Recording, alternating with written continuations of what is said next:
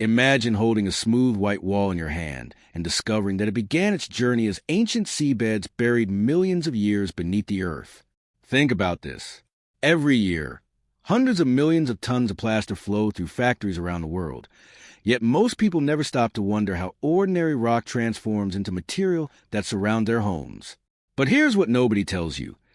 This process involves fire, chemistry, and temperatures hot enough to completely change the structure of stone. What you're looking at right now probably contains plaster somewhere inside it. Your walls, ceilings, decorative moldings, and even hospitals rely on this remarkable material. Most people never think about this, but some of the world's largest factories process enough gypsum every day to fill hundreds of railroad cars. And this is where our journey becomes truly extraordinary. At first glance, plaster seems simple.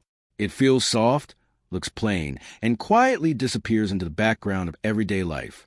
Yet hidden behind that smooth surface lies a manufacturing process refined over thousands of years, beginning with rocks formed when ancient oceans evaporated under intense heat. What happens next surprised even experienced engineers. Long before giant factories existed, civilizations in Egypt, Greece, and Rome used early forms of plaster to create structures that still stand today. Some archaeological samples remain intact after more than 2,000 years. Imagine that, a material made from simple minerals outlasting entire empires. And the secret behind that incredible durability begins deep underground. Our journey starts inside enormous gypsum mines where giant machines tear apart rock that formed between 100 and 200 million years ago. These deposits stretch across countries like the United States, Spain, China, Iran, and Thailand.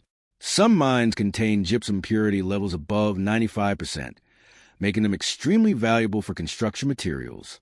But extracting the rock is only the beginning of a much bigger story.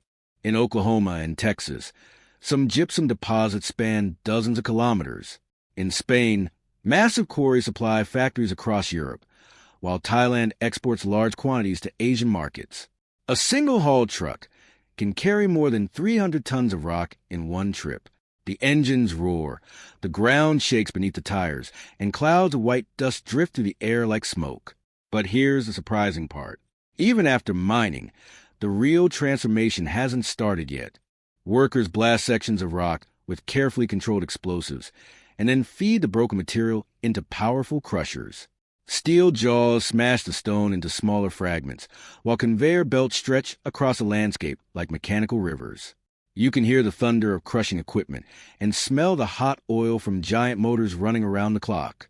Most people never see this hidden world that feeds the construction industry. Factories often receive gypsum from sources located hundreds or even thousands of kilometers away. Trains, ships, and heavy trucks move millions of tons every year. Transportation can represent nearly 20% of the material's final cost. But here's what nobody tells you. Manufacturers increasingly recycle gypsum from demolished buildings, reducing landfill waste and creating a second life for old walls. Environmental engineers constantly monitor dust emissions and water consumption because gypsum mining leaves a visible mark on the landscape. Modern operations restore habitats and replant vegetation after extraction ends. Think about this. Entire ecosystems can eventually return to former mining sites. Yet the most astonishing transformation happens after the rock reaches the furnace, where fire changes everything. Inside the factory, giant crushers reduce the gypsum into particles small enough for precise processing.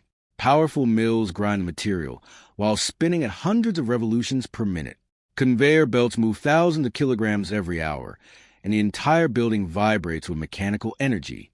And this is where rock begins to surrender its water and becomes something completely different.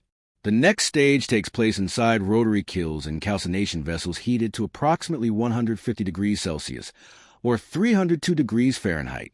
At these temperatures, gypsum releases about 3/4 of its chemically bound water. Steam rises into the air, and the smell of hot minerals fills the building.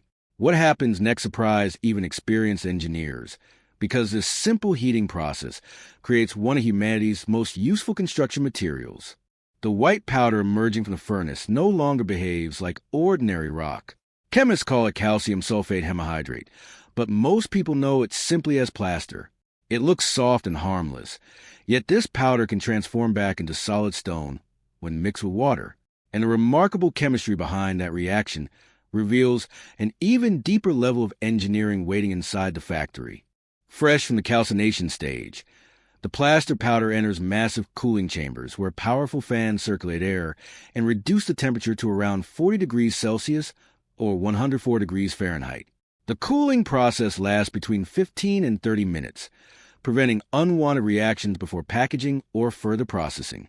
You can hear the deep hum of blowers and feel warm air rushing through the factory floor.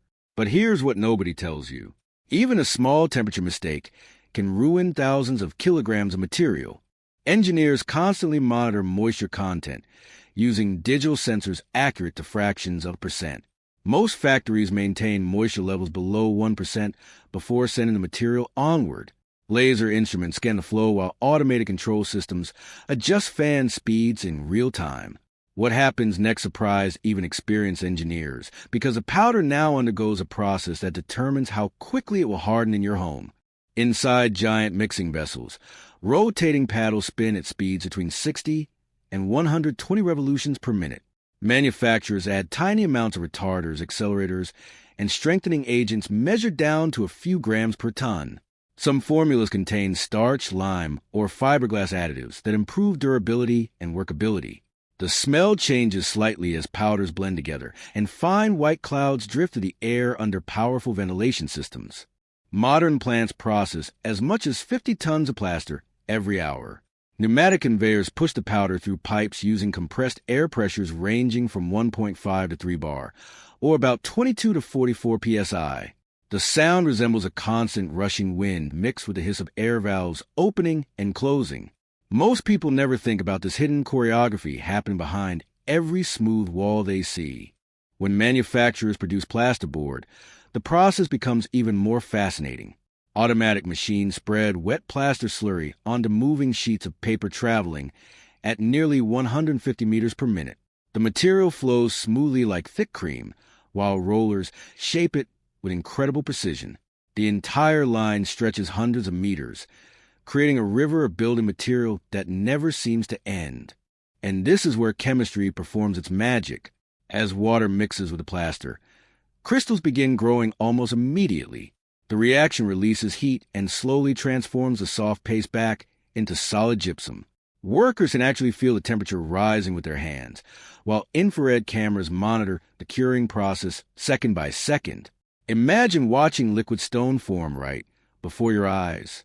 The setting process usually lasts between 4 and 20 minutes, depending on the formula. Precision rollers trim the edges while automated knives slice giant boards with millimeter accuracy. Electric motors operating at thousands of RPM keep the production line moving continuously. Sparks occasionally flash during maintenance work, and the smell of freshly cut paper fills the air. Next comes one of the hottest stages in the entire operation.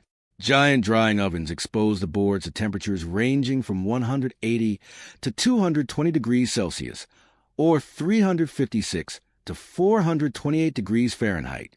Powerful air circulation systems remove excess moisture during a journey that can last 40 to 60 minutes. Heat waves shimmer in the air while fans roar with the sound of a jet engine.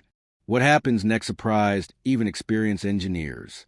Sensors continuously measure thickness with tolerances as tight as plus or minus half a millimeter. Any board falling outside specifications automatically leaves a production line for recycling. Nothing goes to waste. Broken material returns to crushers and begins the entire journey again. Workers wearing protective gear patrol the facility around the clock. They listen for unusual vibrations, smell overheating motors before sensors detect trouble, and rely on years of experience that computers still cannot replace. Most people never think about this, but human instincts often save millions of dollars in equipment damage. And this is where the story becomes truly extraordinary. Finished products move toward robotic palletizers, capable of stacking thousands of bags or boards every hour. Hydraulic systems operating at pressures exceeding 2,000 psi handle loads, weighing several tons with incredible precision. Stretched rapid machines seal everything for transportation, while forklifts race across the warehouse floor. But here's the mystery. How do manufacturers guarantee that every bag of plaster performs exactly the same year after year?